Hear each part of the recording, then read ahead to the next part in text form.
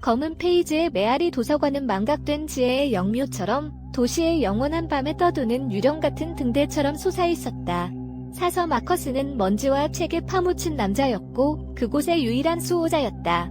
그의 삶은 고서들로 가득 찬 서가 사이에서 흘러갔고 각 권은 잃어버린 세계와 금지된 비밀로 향하는 문이었다. 그러나 그를 그 무엇보다 괴롭히는 책이 있었다. 통곡의 책. 가장 어두운 밤처럼 검은 가죽으로 제본되고 빛에 따라 변하는 듯한 기묘한 은색 상형 문자로 장식된 통곡의 책은 복도 사이에서 속삭여지는 전설이었다. 그 안에는 부당하게 죽은 모든 사람들의 이름과 이야기가 담겨 있으며 각 페이지는 그들의 고통의 정수로 가득 차 있다고 전해졌다.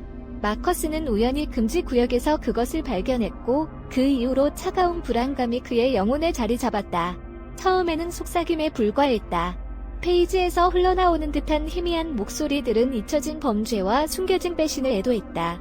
마커스는 그것들을 무시하려 했고 피로와 자신의 외로움에 메아리 탓으로 돌렸다. 그러나 속삭임은 점점 더 강해지고 더 지배해져서 그의 존재 깊숙한 곳에서 울려 퍼지는 고통의 합창으로 변했다. 어느 날 밤, 책을 분류하려던 마커스는 이상한 점을 발견했다. 이전에는 누렇고 비어있던 페이지가 양피지 위로 번지는 듯한 검은 잉크로 쓰인 이름들로 채워지기 시작했다.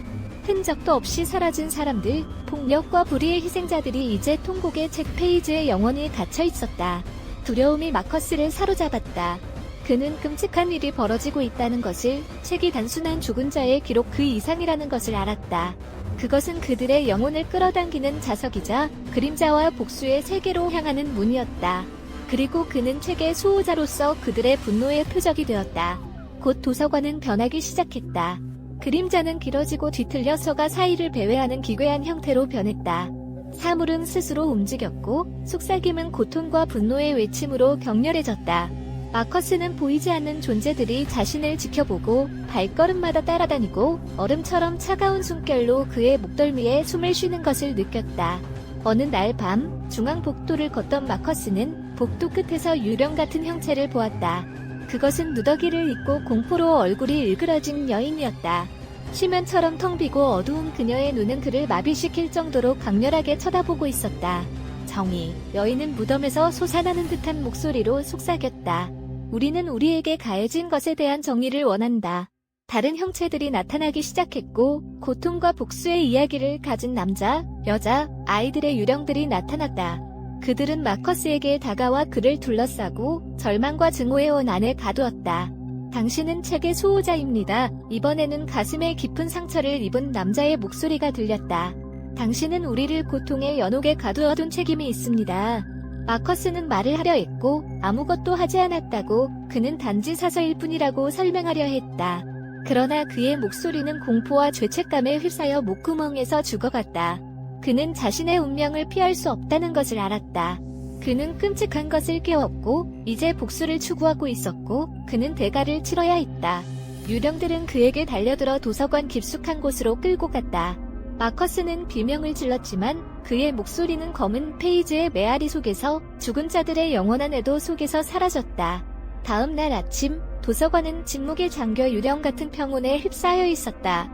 통곡의 책은 마커스의 책상 위에 펼쳐져 있었고 새로운 페이지는 이름으로 가득 차 있었다.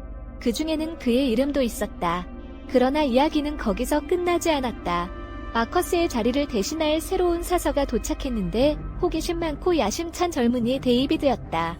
데이비드는 곧 통곡의 책을 발견하고 그 신비로운 기운에 매료되었다. 처음에 데이비드는 마커스와 같은 현상을 경험했다. 속삭임, 그림자, 보이지 않는 존재. 그러나 데이비드는 두려움을 느끼는 대신 호기심을 느꼈다. 그는 책을 이해하고 그 목적을 발견하고 그 비밀을 풀고 싶었다. 데이비드는 책에 쓰인 이름들의 이야기를 조사하기 시작했고 도시의 기록 보관소, 옛 신문, 경찰 기록에서 단서를 찾았다. 그는 잊혀진 범죄, 침묵된 음모, 처벌받지 않은 불의를 발견했다. 그리고 조사를 깊이 파고들수록 데이비드는 책에 갇힌 영혼들과 연결되어 있음을 느끼기 시작했다. 어느 날 밤, 이야기 중 하나를 읽던 데이비드는 옆에 있는 존재를 느꼈다. 그것은 마커스가 본 유령 같은 여인, 살해되어 강에 던져진 여인이었다. 데이비드는 두려움을 느끼지 않고 연민을 느꼈다. 당신을 죽인 사람을 알고 있습니다. 데이비드는 떨리는 목소리로 말했다. 당신의 생명을 앗아가고 평화롭게 쉬지 못하게 한 사람을 알고 있습니다. 도와주실 수 있나요? 유령 여인이 속삭였다. 네, 데이비드가 대답했다. 정의를 얻도록 도와드리겠습니다. 그리하여 데이비드는 유령 수사관이 되었고 통곡의 책을 고대 범죄를 해결하고 고통받는 영혼에게 안식을 주는 지침으로 사용했다. 각 사건이 해결될 때마다 책의 페이지가 지워지고 영혼은 고통의 감옥에서 해방되었다. 그러나 데이비드는 그의 임무가 쉽지 않다는 것을 알았다. 그의 작업에 반대하는 어둠의 세력이 있었고 고통과 불의를 먹고 사는 악한 존재들이 있었다. 그리고 통곡의 책은 그 힘에도 불구하고 가장 순수한 마음조차 타락시킬 수 있는 위험한 도구였다. 데이비드는 복수심에 불타는 유령, 비밀단체, 말로 형언할 수 없는 공포에 맞서 싸움을 계속한다. 그의 목표는 분명하다. 통곡의 책을 비우고 갇힌 영혼을 해방시키고 잊혀진 사람들에게 정의를 가져다주는 것이다. 그러나 그는 이 싸움에서 치러야 할 대가가 자신의 영혼일 수도 있다는 것을 알고 있다. 그러는 동안 어두컴컴한 도서관에서 검은 페이지의 메아리가 계속 울려 퍼지고 죽음 속에서도 정의는 결코 잊혀서는 안 된다는 것을 끊임없이 상기시켜준다.